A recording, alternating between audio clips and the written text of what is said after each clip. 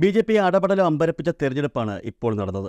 എന്താണ് സംഭവിക്കുന്നത് എന്ന് ബി.ജെ.പിക്ക് ഒരു എത്തും പിടിയും കിട്ടിയില്ല. പ്രധാന പടനായകനായ സാക്ഷാൽ മോദി പോലും ആദ്യം ഒന്ന് ഞെട്ടി.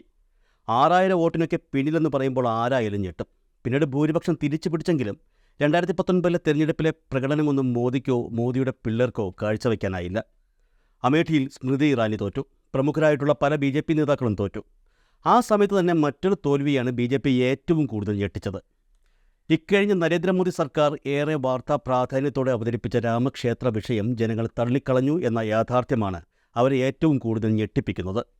അയോധ്യ രാമക്ഷേത്രം സ്ഥിതി ചെയ്യുന്ന ഫൈസാബാദ് മണ്ഡലത്തിൽ ബി.ജെ.പിക്ക് ഏറ്റ തോൽവിയാണ് തോൽവി. ഫൈസാബാദിൽ ബി.ജെ.പി സ്ഥാനാർത്ഥി ലല്ലു പ്രസാദിനെ സമാജ്വാദി പാർട്ടിയുടെ അവധേഷ് പ്രസാദ് 54,567 വോട്ടുകൾക്ക് പരാജയപ്പെടുത്തുകയായിരുന്നു.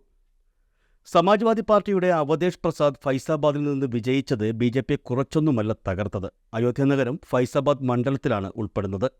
ബി.ജെ.പിയുടെ കഴിഞ്ഞ തെരഞ്ഞെടുപ്പ് വാഗ്ദാനങ്ങളിൽ ഒന്നായിരുന്നു രാമക്ഷേത്ര നിർമ്മാണം. ബി.ജെ.പിയുടെ ഏറ്റവും വലിയ പ്രസ്റ്റീജ് വിഷയമായി കണ്ട ഒന്നായിരുന്നു അത്. അയോധ്യയിൽ രാമക്ഷേത്രത്തിന്റെ നിർമ്മാണത്തിന് ശേഷം ഫൈസാബാദ് മണ്ഡലം ബി.ജെ.പിക്ക് ഏറ്റവും എളുപ്പമുള്ള മണ്ഡലങ്ങളിൽ ഒന്നായി മാറുമെന്ന് തന്നെ അവർ കരുതി. എന്നാൽ തെരഞ്ഞെടുപ്പ് ഫലം വന്നപ്പോൾ ബി.ജെ.പി തകർന്നു. പ്രസ്തുത മണ്ഡലത്തിൽ ബി.ജെ.പി സ്ഥാനാർത്ഥിയെ തോൽപ്പിച്ചുകൊണ്ട് എസ്.പി സ്ഥാനാർത്ഥി വിജയിക്കുന്ന കാഴ്ചയാണ് കാണാൻ കഴിഞ്ഞത്.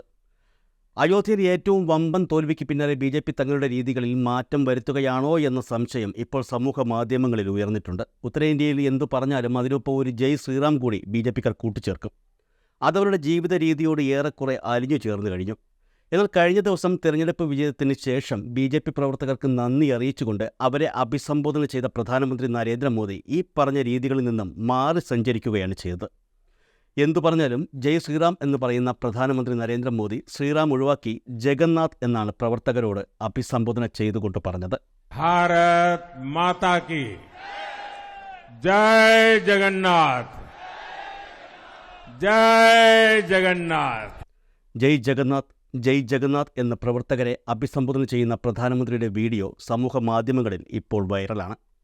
അയോധ്യയിൽ ഏറ്റ തോൽവി അത്രത്തോളം ബി.ജെ.പിയെ ഉലച്ചിരിക്കുന്നു എന്നാണ് ഇതിൽ നിന്നും മനസ്സിലാക്കാൻ കഴിയുന്നത്. നിലവിൽ ബി.ജെ.പി മുന്നണിക്ക് ഭരണം ലഭിക്കാനുള്ള ചർച്ചകളാണ് നടക്കുന്നത്. നിതീഷ് കുമാറും ചന്ദ്രബാബു നായിഡുവുമൊക്കെ മികച്ച രീതിയിൽ വിജയം നേടി നിൽക്കുമ്പോൾ മോദിക്ക് അവരുടെയൊക്കെ കാല് പിടിക്കേണ്ട ഗതികേടാണ്. പ്രധാനമന്ത്രി സ്ഥാനം ഓഫർ ചെയ്താൽ ഇന്ത്യ മുന്നണിയിലേക്ക് വരുമെന്ന് പ്രതീക്ഷിക്കുന്ന രാഷ്ട്രീയ പാർട്ടികൾ മാത്രമേ ഇന്ന് എൻ.ഡി.എയിൽ ഉള്ളൂ എന്നുള്ളതാണ് യാഥാർത്ഥ്യം. ഇന്ത്യ മുന്നണിയുടെ അഭിമാന വിജയങ്ങളിൽ ഒന്നാണ് അയോധ്യ നഗരം ഉൾപ്പെടുന്ന ഫൈസാബാദിൽ സമാജ്വാദി പാർട്ടി നേടിയ വിജയം. ഫൈസാബാദിൽ ബി.ജെ.പി സ്ഥാനാർത്ഥി ലല്ലു പ്രസാദിനെ സമാജ്വാദി പാർട്ടിയുടെ അവധേഷ് പ്രസാദ് 54,567 വോട്ടുകൾക്കാണ് പരാജയപ്പെടുത്തിയത്. ആകെ ലഭിച്ചത് 5,54,289 വോട്ടുകളാണ്.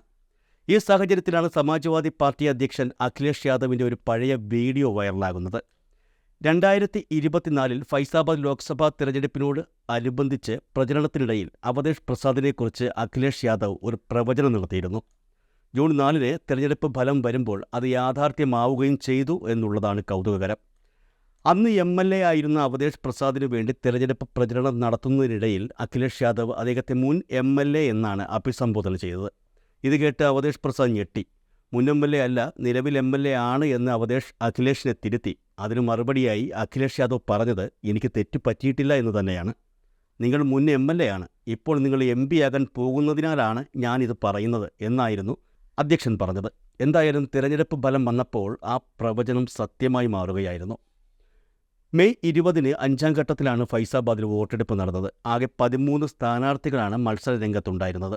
സമാജ്വാദി പാർട്ടിയുടെ അവധേഷ് പ്രസാദ് 5,54,289 വോട്ടുകൾ നേടി.